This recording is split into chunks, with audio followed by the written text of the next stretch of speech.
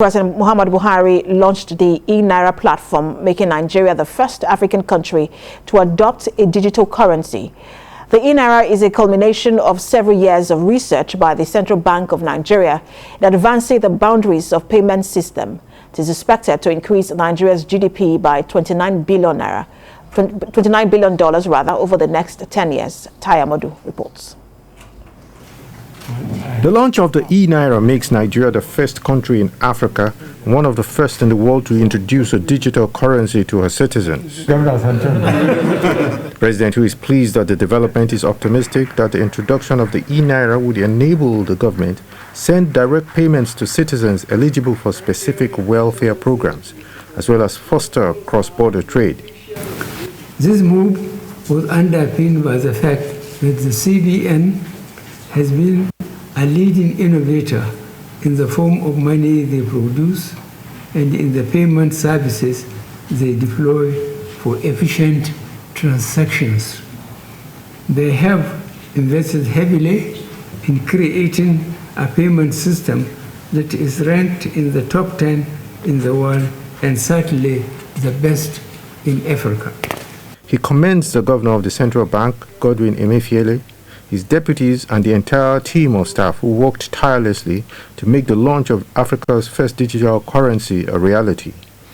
In his remarks, the CBN governor explained that eNaira is the digital equivalent of the physical naira, a legal tender in Nigeria and designed to secure safeguards and maintain the integrity of the financial system.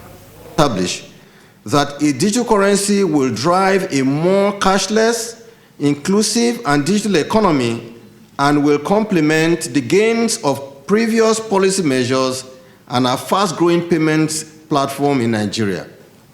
He pledged that there will be strict adherence to the anti-money laundering and combating the financing of terrorism, AML-CFT standards, in order to preserve the integrity and stability of Nigeria's payment system. The CBN has given careful consideration to the entire payments and financial architecture and has designed the eNaira to complement and strengthen these ecosystems and have implemented secure safeguards and policies to maintain the integrity of the financial system. The CBN is also to introduce a new financial instrument titled the 100 for 100 PPP, Policy on Production and Productivity.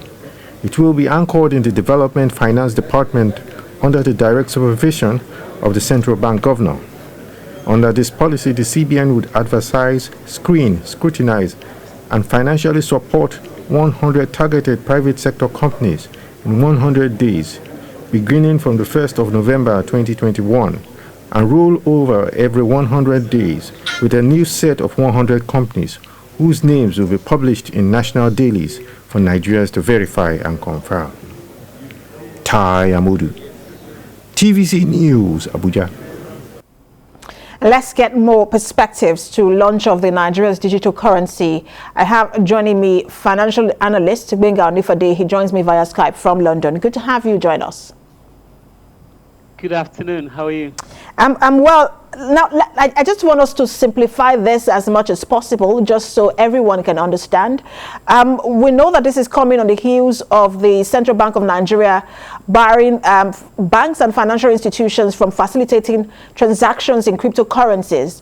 But so people are quite skeptical about this. There are people who are willing to embrace this. So help us understand how this works and then the benefits, especially for SMEs. Okay, so I think, as we both know, a few months ago, actually, I think it was this year, when the Nigerian government, they banned the trading of cryptocurrencies, and people do get threats of the accounts being closed down.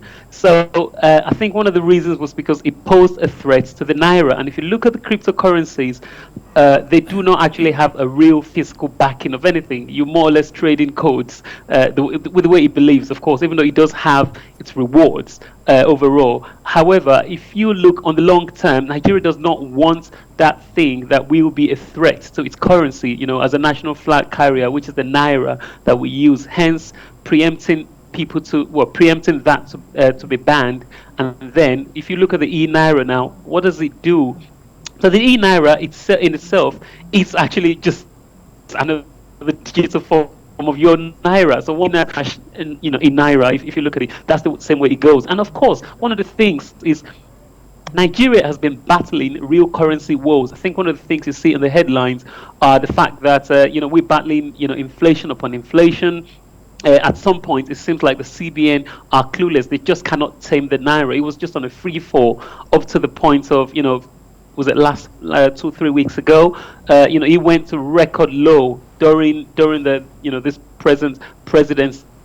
And I think there's a lot of things, in fact, in terms of also illegal trading of forex supplies, which has been going on. So that's one of the initiatives which the government is looking at, hence the introduction of the eNaira. So help us understand, because Nigeria is not the first country. It is the first country in Africa, but not the first country in the world.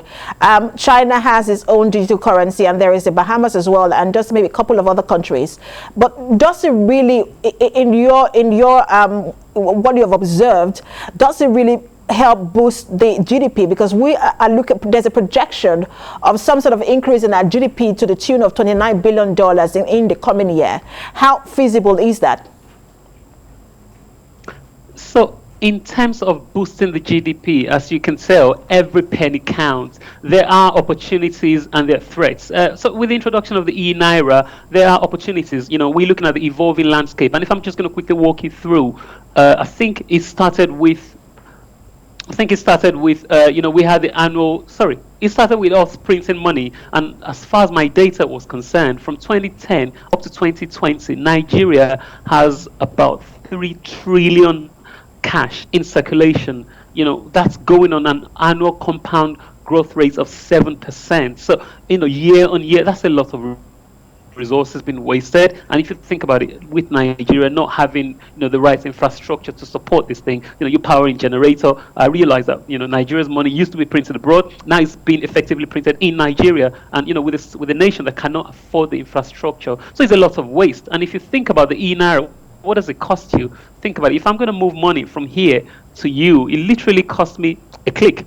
And you get it. So there's a physical value which is changed on your system, and it's changed on my system as a reflection compared to me having to go through, we look at intermediaries, Western Union and all sorts. So there's a lot of advantages there. It does save a lot of money. It's, I've just talked about a few facilitation in terms of advantages that it does offer, cross-border remittances. Even me as a diasporan, for example, it does help me, help small businesses. So, but when you think about some of the other challenges with this is a CBN product. They have to push it. They have to encourage people to use it. We do have, I think, one of the unbanked. I think there was an initiative which was a few years ago, which was a shared agent network expansion on facility initiative, and that helped about 40 million unbanked people into being banked. Of course, they are able to participate. We had BVN, we had facilitation of the cashless policy. So I expect the eNaira to be the natural next step. But so in a way, it does save the currency, it does encourage, it does foster innovation. But like I said, we do have a lot more. I mean, I did actually go through, there's what they call the white paper, which is a 27-page document. And there's a lot of, if it kind of reads more like an audit to me. There's more threats, more unknowns, more challenges than than the opportunities we think it will prefer right now. People do ask me and we will see how, I'm sure there are reasons for modification and just modification to the platform. We'll see how Nigerians embrace this platform and see how the CBN continues to modify the platform. And we will have you when issues arise to help us analyze them. Financial analyst Benga Onifade, thank you so much for your insights on this. Thank you very much. Thank you.